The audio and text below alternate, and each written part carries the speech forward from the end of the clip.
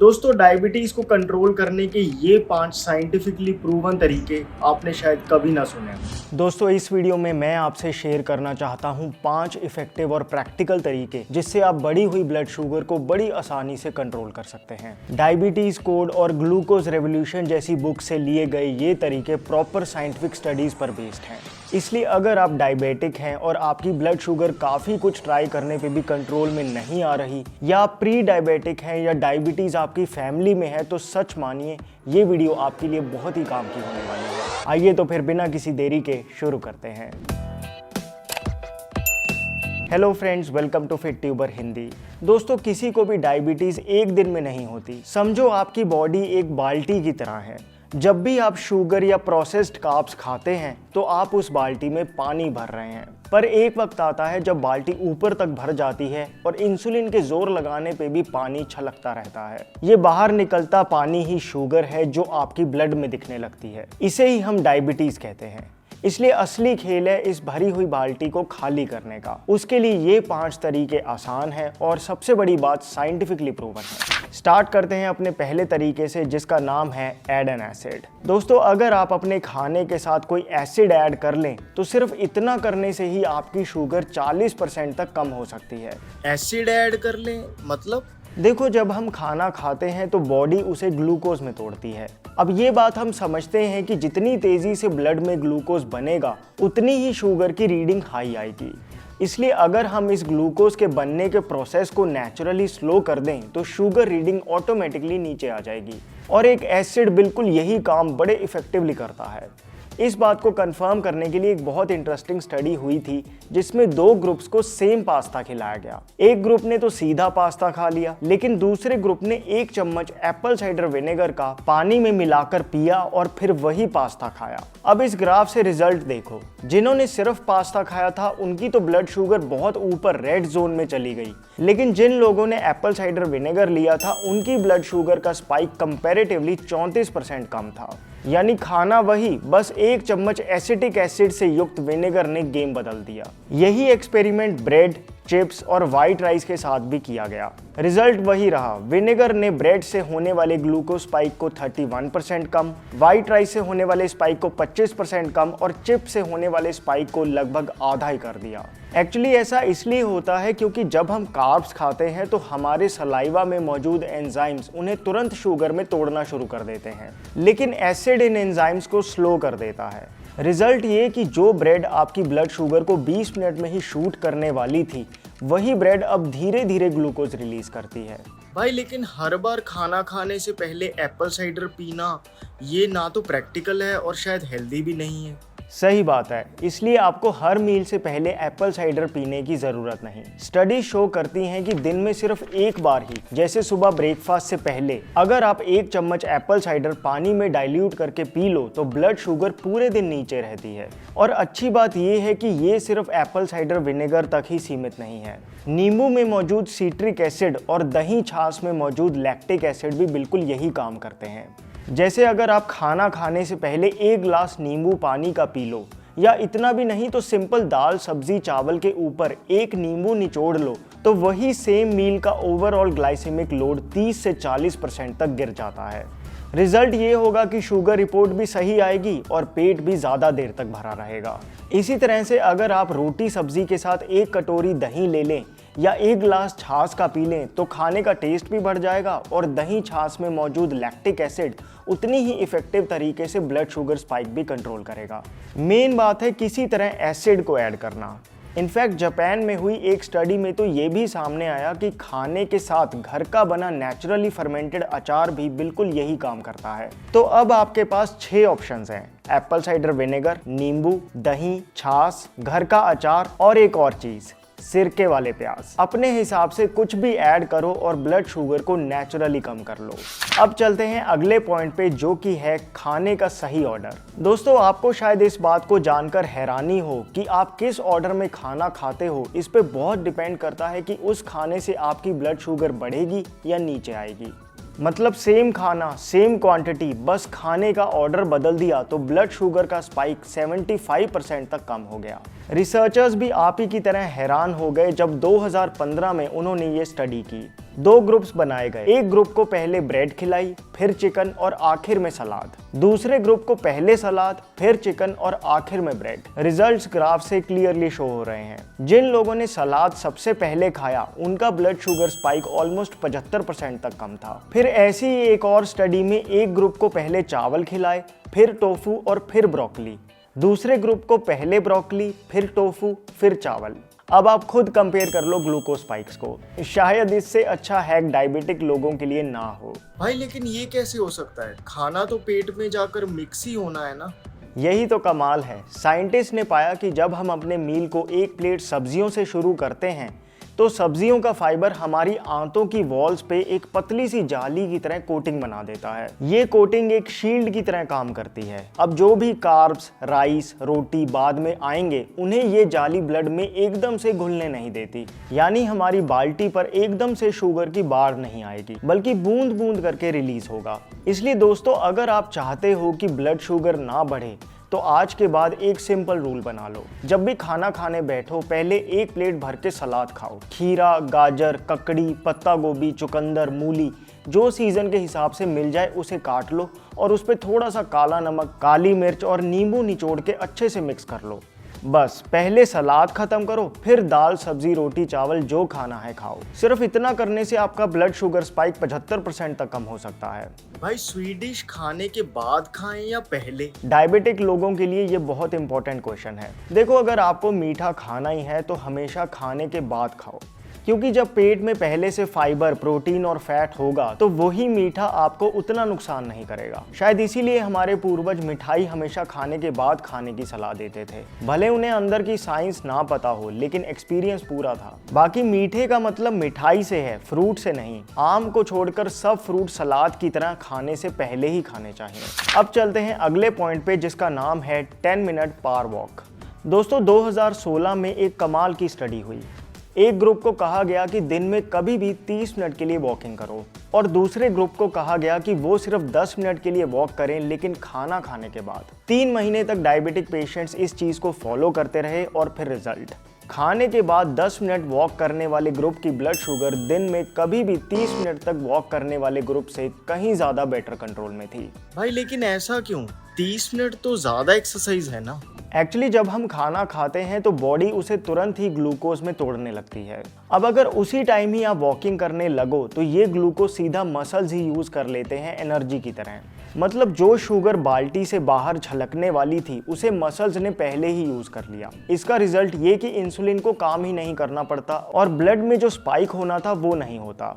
लेकिन अगर आप खाना खाने के बाद सोफे पे बैठे रहो, टीवी देखने लग जाओ या सीधा बेड पे ही लेट जाओ तो वो शुगर बाल्टी से छलक के ब्लड में घूमती रहेगी और पैनक्रियास को डबल मेहनत करनी पड़ेगी। और डायबिटिक लोगों के लिए ये सीधा सीधा ब्लड शुगर को आउट ऑफ कंट्रोल करने वाली बात है। ये ग्राफ देखो, जब खाना खा के वॉकिंग नहीं की तो शुगर स्पाइक रेड जोन में पहुंच गया। अब कंपेयर करो इस ग्राफ से जब वही खाना खा के बस 10 मिनट वॉकिंग करी तो ग्लूकोज स्पाइक कितने कंट्रोल में है। इसलिए खाने के बाद वॉक सिर्फ वॉक नहीं, पावर वॉक है। और स्लो वॉकिंग करनी है, हैवी एक्सरसाइज तो बिल्कुल भी नहीं करनी, बस 10 मिनट टहल लो। इनफैक्ट 2022 की एक मेटा एनालिसिस तो यहाँ तक कहती है कि अगर आपके पास 10 मिनट भी नहीं है तो सिर्फ 2 से 5 मिनट की छोटी सी वॉक भी आपके ग्लूकोज लेवल्स को स्टेबल करने के लिए बहुत हेल्पफुल है। यानी कुछ ना करने से 2 मिनट चलना कहीं बेहतर है। मॉडर्न स्टडीज में एक बात और बड़ी कमाल की पता चली, वो ये कि अगर आप खाना खाने के तुरंत बाद 10 मिनट के लिए पैरों की पिंडलियों में मौजूद सोलियस मसल को एक्टिवेट कर लो तो मेटाबॉलिज्म इंक्रीज हो जाता है और बढ़ी हुई शुगर बड़ी इफेक्टिवली यूटिलाइज हो जाती है। आप सोचो, यही बात हजारों साल पहले ही भारत के महर्षियों को पता लग गई थी जब उन्होंने आयुर्वेद में लिखा कि खाना खाने के तुरंत बाद 10 मिनट वज्रासन में बैठो। इनफैक्ट वज्रासन ही एक ऐसा आसन है जो खाने के तुरंत बाद किया जा सकता है। बट हाँ, ये बात सही है कि हर जगह वज्रासन में बैठना शायद प्रैक्टिकल ना हो, बट पोस्ट मील 10 मिनट की पावर वॉक तो किसी भी डायबिटिक पेशेंट के लिए शुगर की दवाई से कम नहीं।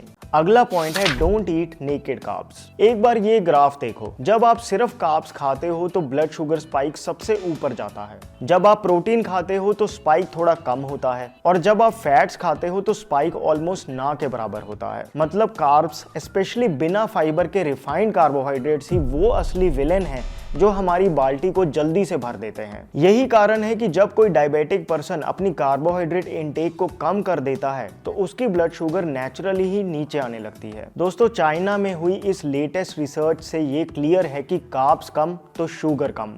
भाई कार्ब्स में क्या क्या आता है, थोड़ा ठीक से बता दो। देखो, कार्ब्स दो तरह के होते हैं। एक है विलेन कार्ब्स, इसमें आती है रिफाइंड शुगर से बनी मिठाइयाँ और cold drinks, fruit juice, white rice, instant oats और मैदे से बने बिस्किट, केक्स, चिप्स और भुजिए।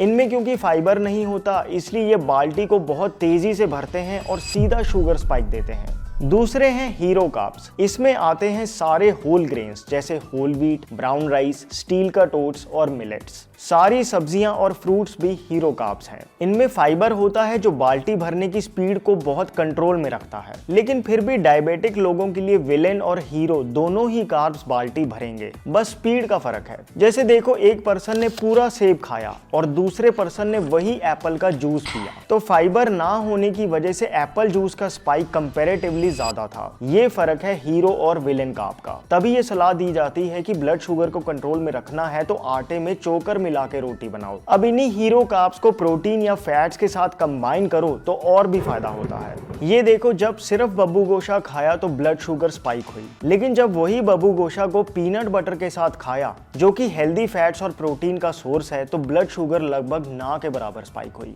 एक और सिंपल एग्जांपल लेते हैं। समझो आपको दिन में भूख लगी, आपने सोचा थोड़े बिस्किट खा लेते हैं। अब क्योंकि बिस्किट विलेन कार्ब्स हैं तो मैं कहूंगा कि इन्हें अवॉइड ही करो और इनकी जगह हीरो कार्ब वाली चीजें जैसे भुना चना और मखाना ये खाओ। लेकिन मान लो एक दिन आपने बिस्किट ही खाने हैं, दो ऑप्शन है। पहला ये कि सिर्फ 4 बिस्किट खाओ, दूसरा ये कि 2 बिस्किट के साथ 8-10 काजू खा लो। कैलोरी काजू वाले ऑप्शन में ज्यादा है, लेकिन ब्लड शुगर पे इम्पैक्ट देखो। काजू वाले ऑप्शन में स्पाइक ऑलमोस्ट 80% कम हुआ, क्योंकि काजू के फैट्स और प्रोटीन्स ने बिस्किट के फाइबर लेस नेकेड कार्ब्स को ढक दिया। इस बात का सॉलिड प्रूफ है इस स्टडी में, जब एक ग्रुप को सिर्फ ब्रेड दी गई खाने के लिए, दूसरे ग्रुप को ब्रेड के ऊपर पीनट बटर लगा के दिया गया। कैलोरी वाइज दूसरा ग्रुप ज्यादा खा रहा था, लेकिन 8 हफ्तों बाद रिजल्ट क्या था? दूसरे ग्रुप की ब्लड शुगर पहले ग्रुप से नीचे थी। कैलोरी ज्यादा लेकिन रिजल्ट बेहतर। क्यों? क्योंकि पीनट बटर के फैट्स और प्रोटीन्स ने ब्रेड के कार्ब्स को कवर कर दिया।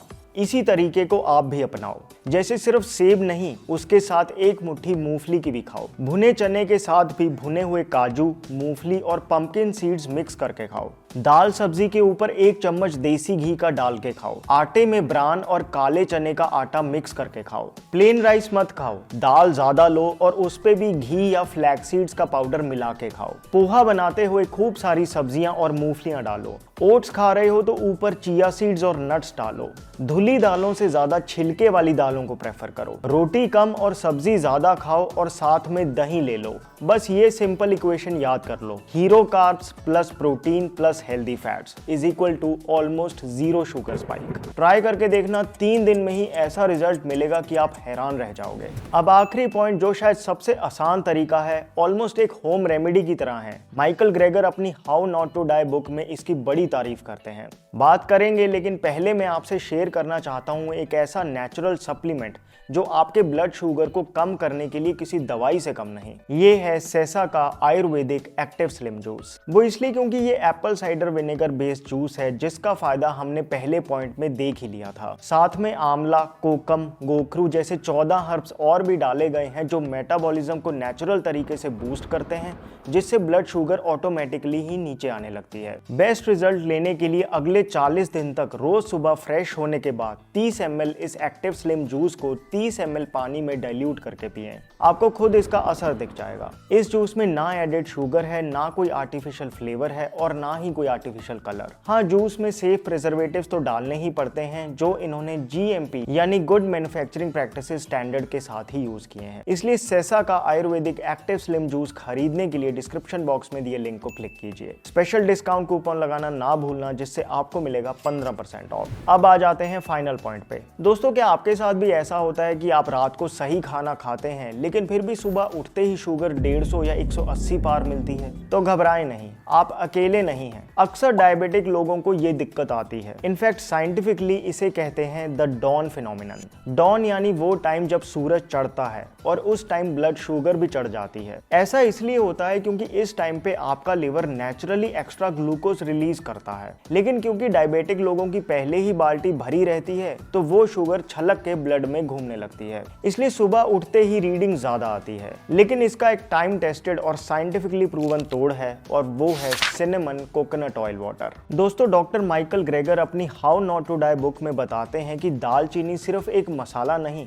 बल्कि ये इंसुलिन मिमेटिक है, यानी वो जो इंसुलिन की तरह ही काम करती है। 2013 में एक मेटा एनालिसिस पब्लिश हुई जिसमें 10 क्लिनिकल ट्रायल्स और 543 डायबिटिक पेशेंट्स के कलेक्टिव डेटा से रिजल्ट क्लियर था कि सिर्फ रात को दालचीनी लेने से सुबह fasting blood sugar average 24 points नीचे आ गई। और अभी 2025 में 21 मेटा एनालिसिस का अम्ब्रेला रिव्यू आया जिसमें यही बात और स्ट्रांगली कंफर्म हुई कि अगर डेली रात को 1.5 ग्राम से ज्यादा सेलोन सिनेमन कोकोनट ऑयल में मिला के ली जाए तो ब्लड शुगर और कोलेस्ट्रॉल दोनों ही कम हो जाते हैं। इसके दो कारण हैं। पहला, डॉन फिनोमिनन का खात्मा। दालचीनी में सिनामेल्डिहाइड एक फैट सॉल्युबल कंपाउंड होता है जो कोकोनट ऑयल की वजह से बेटर एब्जॉर्ब होता है। ये कॉम्बो रात भर आपके लिवर को शांत रखता है ताकि वो सुबह सुबह ग्लूकोज का बॉम्ब ना फोड़े।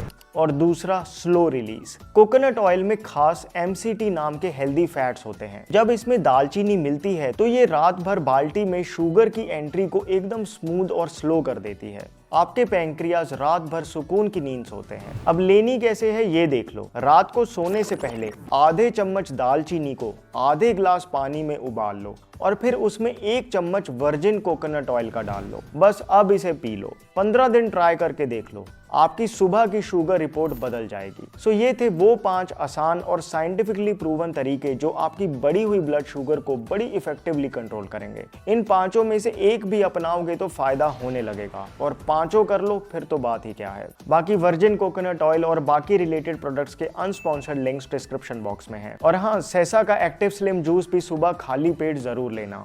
My name is Vivek. I thank you so much for watching.